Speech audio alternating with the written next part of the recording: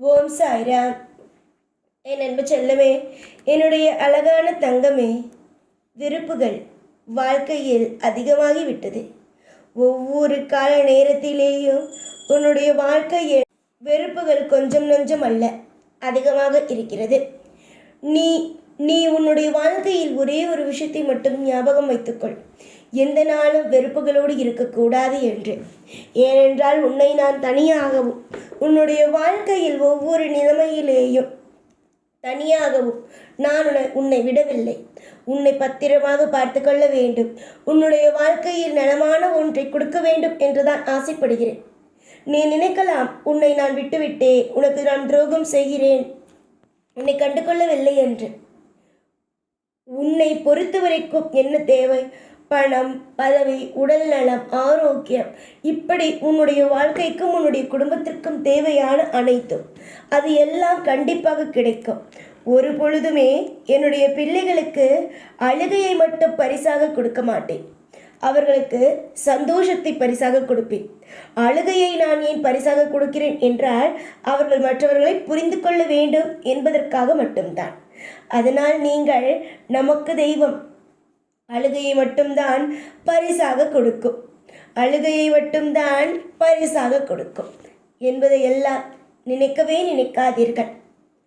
உங்களுடைய தெய்வமாகிய இந்த தெய்வம் நிச்சயமாக உங்களுக்கு பிடித்த மாதிரியான அத்தனை விதமான தேவைகளையும் தரும், அத்தனை விதமான மாற்றங்களையும் தரும், அத்தனை விதமாக வாழ்க்கையில் ஒவ்வொரு விஷயத்தையும் தரும் என்பதை உங்களுக்கு இந்த நேரத்தில் நான் சொல்லிக்கொள்கிறேன்.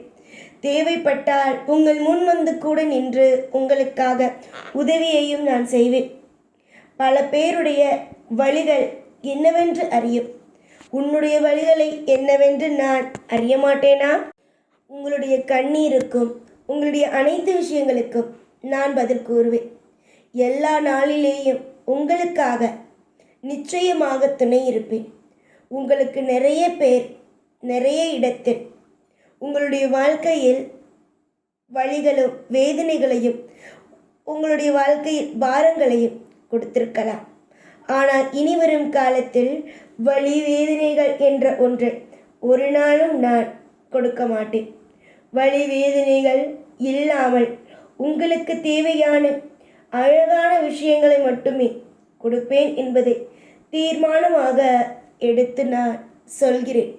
நிச்சயம் என்னென்ன தேவைப்படுமோ, என்னென்ன விஷயங்கள் நீ என்னிடம் கேட்டு எனக்கு நீ தருவாய் சாயி என்ற நம்பிக்கையோடு நீ இருந்தாயோ, ஒவ்வொரு நிமிஷத்திலேயும் அதெல்லாம் உனக்கு தானாகவே கிடைக்கும். இனி வரும் காலத்தில் காலங்கள் மாறும், அது உனக்கு தெரியும்.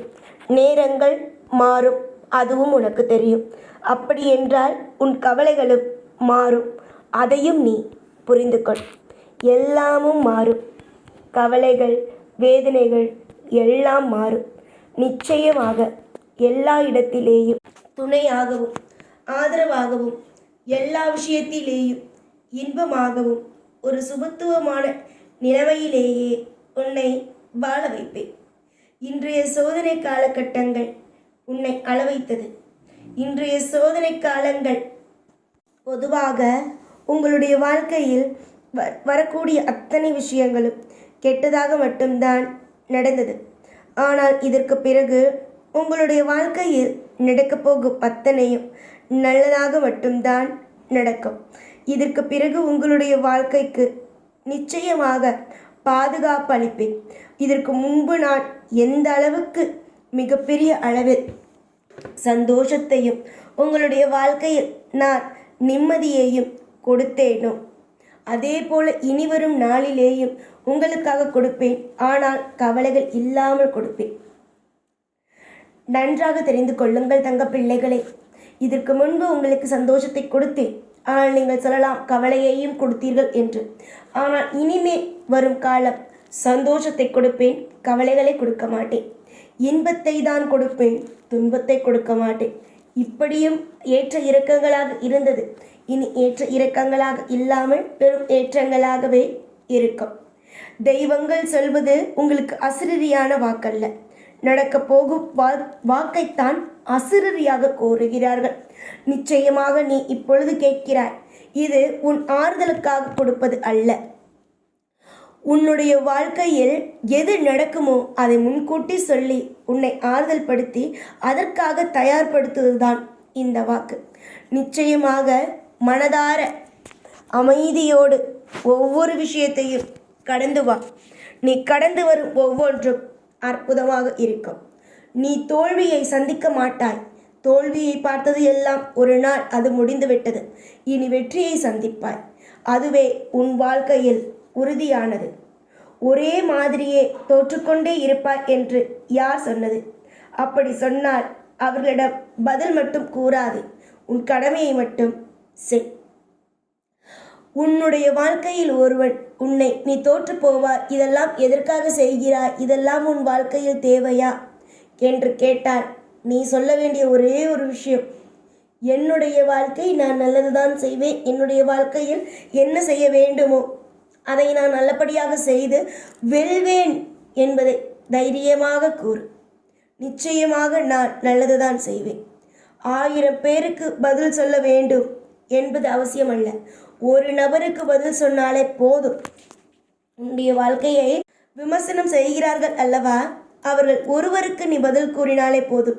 அதுவே போதும். அடுத்தடுத்த நபர்களுக்கு தானாக அந்த பதில்கள் போய் சேர்ந்துவிடும்.